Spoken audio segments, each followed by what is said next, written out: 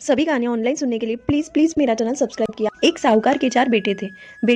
बड़े बेटे कमाऊ थे, छोटा बेटा आलसी और अनकमाऊ था, जिससे सब भाई उससे जलते थे और उसको आसलिया कंवर कहते थे। छोटी जेठानी के बेटा हुआ। आज चौथ माता का व्रत आया, तब सब पूजा करने मंदिर में गई। जेठानी ने गले में मोतियों का हार पहना, बेटे को गोद में लेकर पूजा करने बैठी। खेलते हुए बेटे का पाँव लगने से गले का हार टूट गया, मोती चारों ओर बिखर गए। देवरानी बोली, खम्मा खम्मा जेठानी सा हार टूटा है। जेठानी बोली, आशा दे का शीश टूटा। देवरानी मोती चुभने लगी, तब जेठानी बोली, तुम हाथ मत लगाओ, तुम निर्भागी हो। बेटे का गुस्सा देवरानी पर निकाला, उसके माथे में ठोला मारी। बेचारी सहन करके चुपचाप चली गई। साहूकार ने सोचा, जीते जी सब भाइयों को अलग कर दूं, वरना बड़े छोटे के साथ अन्याय करेंगे। सो उन्होंने सबको अलग कर दिया।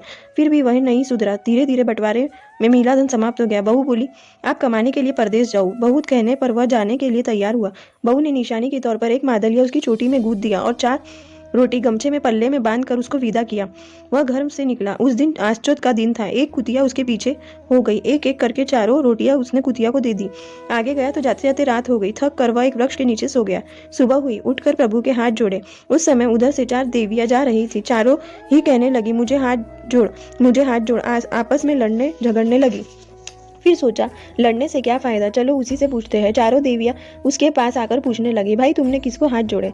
उसने पूछा, आप लोग कौन हैं, अपना परिचय दीजिए। तब पहले ने कहा, मैं भूख हूँ। वह बोला, भूख को मारे तो घर से निकला हूँ, मैं तो तुम्हारी साथ पीढ़ियों को भी हाथ नहीं जोड़ूंगा। दूसरे ने कहा, मैं प्यास हूँ। वह बोला, भूखा तो आदमी 1 दिन 2 दिन रह सकता है, पानी के बिना तो 1 घंटा भी नहीं रह सकता, इसलिए मैंने तुमको भी हाथ नहीं जोड़े। तीसरी ने कहा, मैं नींद हूँ। वह बोला, नींद में तो कोई आदमी गला काट ले तो भी नहीं पता चलता। इन तीनों ने तो मुझे तंग कर रखा है, मैं इनको क्यों हाथ जोड़ूं? चौथी बोली, मैं आस हूँ। वह बोला, मैंने तो आस माता को हाथ जोड़े हैं। मैं आस माता की 7 पीढ़ियों को प्रणाम करता हूँ, क्योंकि मैं आस के सहारे ही इस घर से निकलकर परदेश कमाने जा रहा हूँ। हे आसमाता, तुमको बारंबार नमस्कार है। आसमाता प्रसन्न होकर बोली, तुमने चारों में मुझे बड़ा किया है, अब मैं तुम्हें बड़ा करूंगी, तुम्हें उज्जैन नगरी का राजा बनाऊंगी। वह बोला, किस्मत में रोटी नहीं, राजा कहाँ बनूंगा? आसमाता बोली, आज के तीसरे दिन उज्जैन नगरी का राजा मर जाएगा, तुम सीधे वहां चले जाओ, तुमको वहां का राजा बना दिया जाएगा। माता ने आशीर्वाद दिया। वह माता को प्रणाम करके आगे उज्जैन नगरी की ओर चला गया। उज्जैन नगरी का राजा मर गया, इसलिए दूसरे राजा का चुनाव करने के लिए देश देशांतर से बड़े बड़े राजकुमार आए। यह उज्जैन नगरी पहुंच कर दरवाजे पर बैठ गया। सुबह हुई, दरवाजा खुला। राजा के चुनाव के लिए वहां की प्रथा अनुसार हथिनी के सूंड में जयमाला देकर छोड़ दिया गया। वह जिसे जयमाला पहना देंगी वह राजा होगा। साहूकार का बेटा भी तमाशा देखने के लिए भीड़ में खड़ा हो गया। संयोगवश हथिनी ने घूमते घूमते उसको जयमाला पहनाई। लोग बोले, यह भिखारी राजा बनने के योग्य नहीं है, हथिनी कल चुनाव करेंगी। दूसरे दिन वह दूसरे दरवाजे पर बैठ गया। तब हथिनी ने खोज कर फिर उसी के गले में जयमाला डाली। लोग बोले, यह तो कल वाला है, कल देखेंगे। तीसरे दिन वह तीसरे दरवाजे पर बैठ गया। हथिनी ने फिर से तीसरे दरवाजे पर आकर उसके गले में जयमाला डाली। लोग कहने लगे, हथिनी चूकी, तीजा लोग पतीजे, चौथा चावल सीजे, सो कल सब ठीक होगा। चौथे दिन चौथे दरवाजे पर हथिनी पहुंची। तब वहां साहूकार का बेटा बैठा हुआ था। हथिनी ने फिर उसी के गले में जयमाला डाली। तब उसको उज्जैन नगरी का राजा चुन लिया गया। उसको राजमहल में ले गए, हजामत कराई, नहलाया धुलाया, नए वस्त्र आभूषण हार मुकुट आदि पहनाकर उसका राज तिलक किया। सबके सामने उसके राजा होने की घोषणा करके हाथी के हौदे पर बैठाकर नगरी में उसकी शोभा यात्रा निकाली। उसने राज्य का शासन सुंदर रीति से किया और सुखपूर्वक रहने लगा। राजा नहाता था तब अपनी चोटी कभी नहीं धोता था। राजा ने मंदिर, धर्मशाला, तालाब, कुएं, बाग बगीचे आदि बनवाने का काम शुरू किया और उन पर अपने पत्नी का नाम आशा दे लिखवाता। राजा काम कम करवाता, मजदूरी ज्यादा देता। गांव के लोग कहते, राजा बहुत अच्छा है, दयावान भी है, यहाँ कोई भूखा नहीं सोता। राजा की कीर्ति दूर दूर तक फैल गई। राजा ने एक तिबारी बनवाई और कहा कि जो कोई नया व्यक्ति आवे उसको यहाँ लाओ और मुझे दिखाकर काम पर लगाओ। इधर इसके निकलते ही गाँव में अकाल पड़ गया, घर में नादारी आ गई, अन्न के लाले पड़ गए, सब भूखे मरने लगे। सबने कहा, जाग्यो देश, अन्न जाग्यो परदेश, इसलिए परदेश कमाने चलो। उज्जैन नगरी के राजा का नाम सुनकर सब कमाने के लिए उज्जैन नगरी चले। कहा कि उज्जैन का राजा महादानी है, वही चलो। जेठानियां बोली, आशा दे को साथ नहीं लेंगे। सासू बोली, यह भी काम करेंगी, अपना पेट भरेंगी, यहाँ क्या करेंगी, इसका पति भी इसको छोड़कर गया है। राजा का पूरा परिवार उज्जैन नगरी पहुंचा। मंदिर, धर्मशाला और कुओं पर आशा दे नाम देखकर सासू बोली, बहू तुम्हारा नाम लिखा है। बहू बोली, मेरा नहीं, राजा रानी का नाम लिखा है। राजा ने महल के झरोकों से अपने परिवार को आते देखकर दीवानजी से कहा, वे लोग जो आ रहे हैं उनको अच्छे अहदे पर रखना। राजा के कहे अनुसार बाप को पाटे पर बैठाया, भाइयों को रोकड़े पर बैठाया, माँ को दही बिलोना सौंपा, भौजाइयों को रसोई घर भंडार घर सौंपा और छोटी बहू को अपने नहलाने का, थाली परोसने का और हवा करने का काम सौंपा। वे प्रसन्न होकर बताए अनुसार काम करने लगे। आसादे ने सोचा, मुझे ऐसा काम क्यों दिया गया। वह राजा को नहलाने के लिए मन में विचार करने लगी, पर विवश थी। जिठानियाँ बातें करने लगी, लेकिन मुँह में कुछ बोली नहीं, क्योंकि छोटी के बारे में कुछ बोलेंगे तो सबकी नौकरी जाएंगी। एक दिन राजा ने कहा, मैं चोटी खोलकर नहाऊंगा। उसने सब तैयारी कर दी। फिर कहा, चोटी तुम्हें धोनी है। वह थर थर कांपने लगी।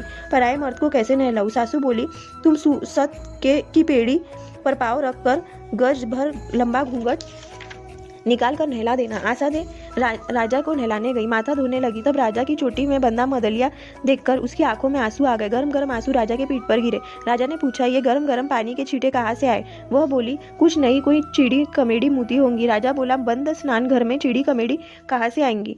है सो बात सच सच बताओ, तुम्हें 7 गुना माफ हो, नहीं तो घानी में पिलवा दूंगा। तब आसादे बोले, मेरा पति परदेश कमाने गए, तब मैंने ऐसा ही मादलिया उनकी चोटी में बांधा था। आज आपका मादलिया देखकर मुझे उनकी याद आ गई। बरसों बीत गए, न जाने वे जीते हैं या मर गए।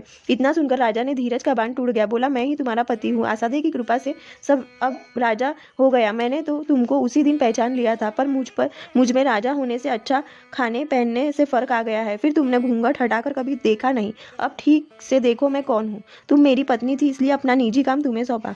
उसने भी आप बीती सुनाई। फिर तो वह रानी बन महल में रहने लगी। तब उसके दिन टले, बच्चा होने की आशा रह गई। जिठानियां बातें करने लगी। एक दिन सासू बोली, सबका मुंह काला करा रही हो। बहू बोली, सासू जी वे तो आपके बेटे आलसिया कंवर है और मैं आपकी बहू आसादे हूँ, शर्म की क्या बात है। सासू बोली, धन देखकर राजा को पति बना ली क्या। यह बात सुनकर राजा ने भौजाइयों को कहा, आज अच्छी रसोई बनाओ, पुदीना की चटनी, नीम की चटनी, अचार आदि सब रसोई बनाओ। राजा ने गीली लकड़ियाँ रसोई बनाने के लिए भेजी, जिससे बहुत धुआं हुआ। भौजाइयाँ परेशान हो गई। रसोई बनने के बाद सबको जिमने बैठाकर राजा रानी सबको परोसने लगे। सबको पुदीने की चटनी परोसी और भौजाइयों को नीम की चटनी परोसी। कहा, खाओ। फिर पूछा, कैसी है। उन्होंने कहा, खारी है। राजा ने पूछा, तुम्हारे घर में कोई खारा था क्या। डर के मारे भौजाइया बोली, हाँ, हमारे छोटे देवर देवरानी दोनों खारे लगते थे। तब राजा बोला, मैं ही आपका वह देवर आलसी कंवर हूँ। भाग्य अच्छा था, सो राजा बन गया और अपनी बहू को स्नान कराने रखा। आप लोग पहचाने नहीं, मैं सबको पहचान गया था, इसलिए सबको अच्छी नौकरी दी। राजा आकर माँ के पाँव पड़ा। कहा, आपने मुझे छोड़ दिया, पर मुझे तो आसमाता टूटी है। तब सासू फूटकर बहू के पाँव पड़ी। बहू बोली, सासू जी उल्टी गंगा मत बहाओ, आस माता की कृपा से सब सुख हुआ है। आप आस माता के पाँव पड़ो, मैं आपके पाँव पड़ूं। फिर सुख पूर्वक रहने लगे। 9वें महीने रानी के बेटा हुआ। रानी ने जलवा पूजी। वापस आस माता का व्रत आया, तब आस माता का उजरना किया। रानी ने बाल बाल में मोती सारे, कच्चे सूत में पोकर मोतियों का हार गले में पहना। मोतियों की आंखों से थाल भरकर आस माता की पूजा करने गई। कंवर को गोद में लेकर पूजा करने बैठी। खेलते खेलते कंवर के पाँव मारा, जिससे रानी सा के गले का हार टूट गया। तब जिठानियां बोली, खम्मा खम्मा आसादे, रानी सा का हार टूटा। जिठानियों का माथा फूटा। जिठानियां हार के मोती चुभने लगी और रानी सा की खम्मा खम्मा करने लगी। रानी ने कहा, नहीं नहीं, कच्चे सूत में था इसलिए हार टूटा और जिठानियों का माथा नहीं फूटा। जिठानियों के ठोले से एक दिन मेरा माथा फूटा था, एक दिन ठोला मैंने खाया था। मेरी खम्मा खम्मा मत करो। देवरानी जिठानी आपस में किसकी खम्मा करे। खम्मा खम्मा को आस माता की करो। आस माता ने मेरी आशा मनसा पूरी की है और उनके प्रताप से यह सब मिला है। बेटे की माँ और पति की स्त्री को आस माता का व्रत करना चाहिए।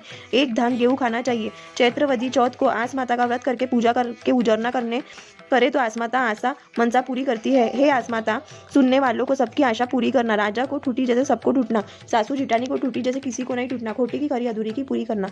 Please subscribe to my channel.